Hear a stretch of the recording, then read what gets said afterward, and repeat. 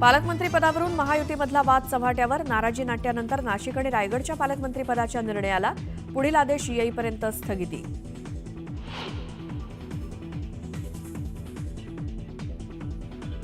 पहाटेचा शपथविधी हे अजितदादांविरोधातलं षडयंत्र.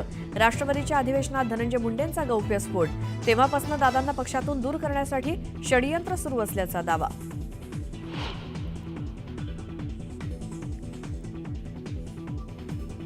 मुख्यमंत्री देवेंद्र फडणवीस दावोस दौऱ्यावर. वर्ल्ड इकॉनॉमिक फोरममध्ये होणार सहभागी. महाराष्ट्रासाठी मोठी गुंतवणूक आणण्याचं लक्ष्य.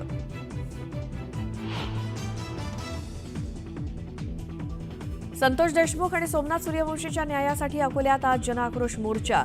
मनोज जरांगे आणि सुरेश धस यांच्यासोबतच देशमुख कुटुंब उतरणार रस्त्यावर.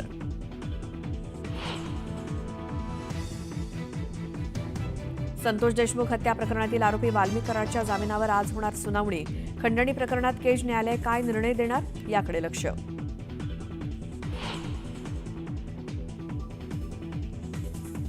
सैफवरती हल्ला करणाऱ्या आरोपीला पोलीस पुन्हा नेऊ शकतात सैफच्या निवासस्थानी. तो प्रसंग रिक्रिएट करून अनेक अनुत्तरित प्रश्नांची मिळू शकतात उत्तरं.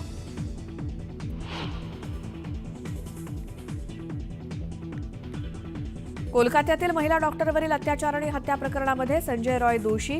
आज सुनावली जाणारी शिक्षा फाशी की जन्मठेप होणार याकडे लक्ष.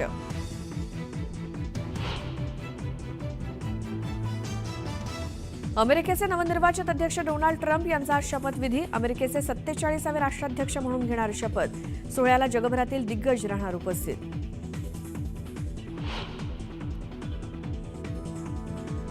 रिलायन्स समूहाचे चेअरमन मुकेश अंबानी आणि नीता अंबानी यांनी घेतली डोनाल्ड ट्रम्प यांची भेट. शपथविधी सोहळ्याआधी भेट घेत ट्रम्प यांचं केलं अभिनंदन.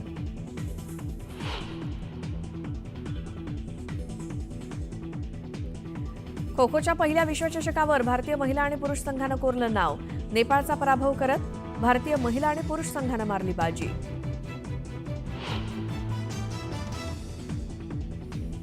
आणि अभिनेता करणवीर मेहरा ठरला बिग बॉसच्या 18व्या पर्वाचा विजेता, तर विवियन डिसेनाला उपविजेतेपद.